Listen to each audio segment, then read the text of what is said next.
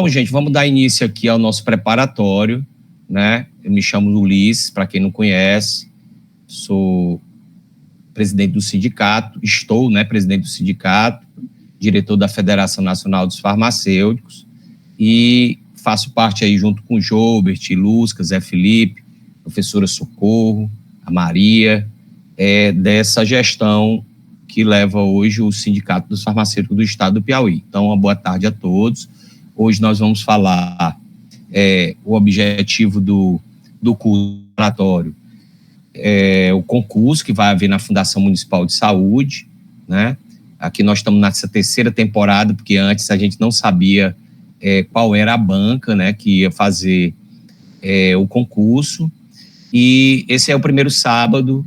Os outros sábados a gente vai ter aí a professora Ilusca, também diretora do Sinfarp, profissional lá do LACEN, professora da Uninasal, o professor Jobert, né, dispensa aí apresentações, nosso colega da Vigilância Sanitária, da UESP, da Santo Agostinho, né, professora Lígia, agora mais uma voluntária, né, todos aqui são voluntários nesse curso preparatório, que tem o objetivo de tanto de disseminar o conhecimento e oportunizar aí aos colegas farmacêuticos, aos estudantes de farmácia, né, o conhecimento para concurso, para adquirir conhecimento de maneira geral. Então, a Lígia, a professora Lígia, colega nossa, tenho o orgulho aí de ser colega dela do mestrado, né, passou no concurso agora junto com seu esposo, antes também faz parte do sindicato, né, na EBSER, e ela vai também estar integrando agora essa etapa, um módulo com a gente. Sou eu, professor Ulisses, professora Ana Cristina, também professora da UFP e da Uninasal, também uma voluntária que veio para somar aqui com a gente nessa fase desse preparatório. E o professor Zé Felipe do HU, do LACEN, também diretor com a gente aqui participando, tá certo? Então, o objetivo principal do curso preparatório, inclusive idealizado pelo professor Gilbert, foi aproximar os farmacêuticos ao sindicato dos farmacêuticos, né? Dando também gerando recursos, mas também levando conhecimento a todos. Aqui, nesse primeiro módulo, a gente vai informar aqui como é que estão divididos aí, como é que as provas vão estar divididas. Então, o preparatório, a gente vai levar em consideração algumas questões que a banca já fez em outros concursos passados, né, em outras prefeituras, em outras instituições. Aqui no edital da Fundação Municipal de Saúde, nós vamos ter a prova dividida nessas áreas de conhecimento. Primeiro, conhecimento comuns e conhecimento específico, né? Conhecimento comuns será a língua portuguesa, número de 10 questões, raciocínio lógico 10, o Estatuto dos Servidores Públicos do município de Teresina 5, conhecimento do SUS, que nós vamos ver hoje, só 5 questões, e conhecimentos específicos ao cargo, são 30 questões, um número maior, né? Todas elas com peso 2, totalizando aí 120 pontos. Então, para vocês terem uma ideia, aqui dos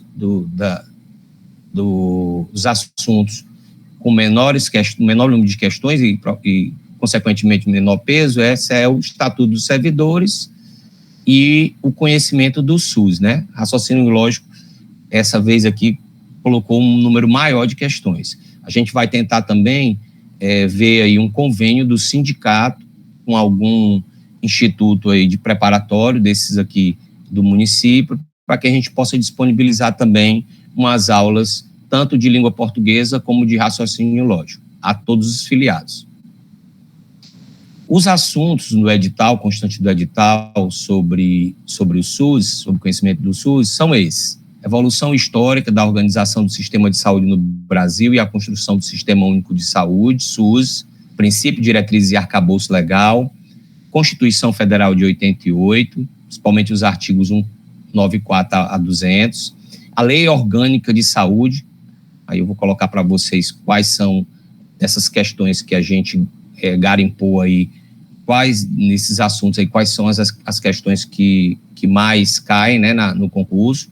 Então, nós temos a Lei Orgânica 8080, a Lei 8.142, o Decreto Presidencial 7.508, a Portaria 2.436, que fala sobre a Política Nacional de Atenção Básica, a Portaria Governamental do Ministério da Saúde, número 1.604, de 2003, que ela fala sobre a Política Nacional de Atenção Especializada à Saúde, é o PNAS, e, por último, a Resolução do Conselho Nacional de Saúde, número 553, né, de 2017, que dispõe sobre a Carta dos Direitos e Deveres da Pessoa Usuária da Saúde.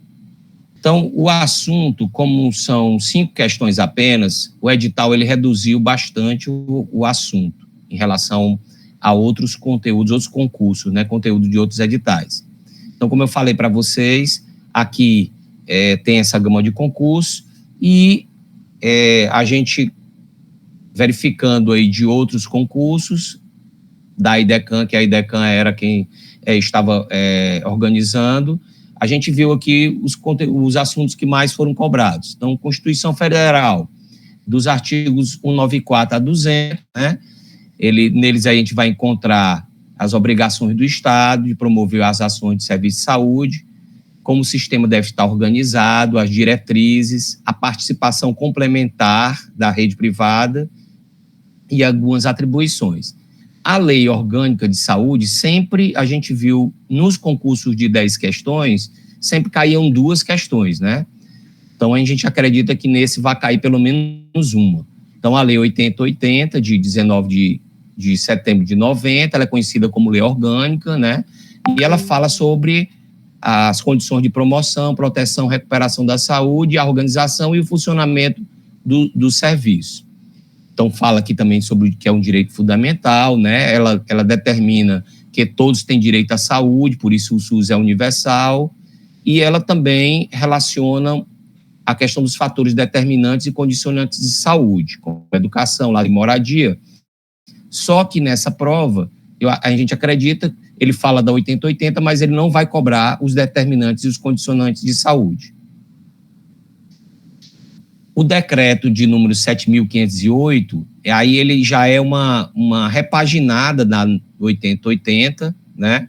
Ele traz novos termos, aí vai ser como porta de entrada, a questão da região de saúde, certo? Então, ele traz novos termos e também resgata os outros que já existiam e precisam ser fortalecidos. O decreto ele vai falar de região de saúde, contrato organizativo de ação pública, porta de entrada, comissão intergestora, mapa de saúde, das RENASES e também da RENAME.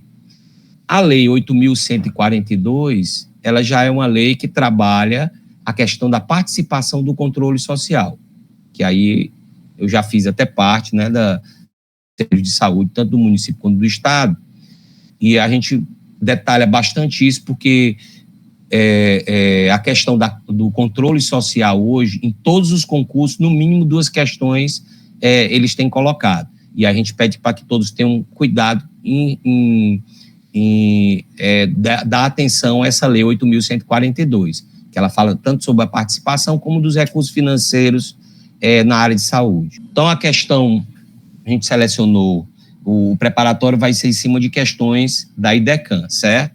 Aqui, a gente selecionou algumas questões da IDECAN de 2014, ou seja, há 10 anos atrás, e coloquei também que é 2024. Em Mossoró, esse instituto ficou responsável por organizar o certame, e aí a gente vai ver que não muda muita coisa, né?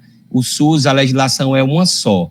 Então, essas 5 questões a gente pede aí para que vocês tenham disponibilidade de ler esses decretos, essas resoluções, que ela é uma parte meio jurídica, mas que tem poucas mudanças, né? A gente vai ver isso aqui pegando algumas questões de 2014 e pegando umas mais atuais de 2024. Então, essa primeira aqui da EBSER, de 2014, que a IDECAN que ela elaborou, vejam só, uma questão simples, né? Antes da criação do Sistema Único de Saúde, SUS, a saúde não era considerada um direito social. O SUS foi institucionalizado no Brasil com o quê? E aí vem a questão, a 80 de 90, né? A Lei 8.142, a Lei 8080, ela já é depois para normatizar o Sistema Único de Saúde. A Lei 8.142 foi criada depois, da questão de participação e controle social. Essa declaração de Alma-Ata, ela é de 78, né? As organizações mundiais de saúde elaboraram um termo mundial aí para que a saúde fosse considerada elemento essencial na sociedade. A Constituição Federal de 67, que não tinha um SUS, e a Constituição de 88.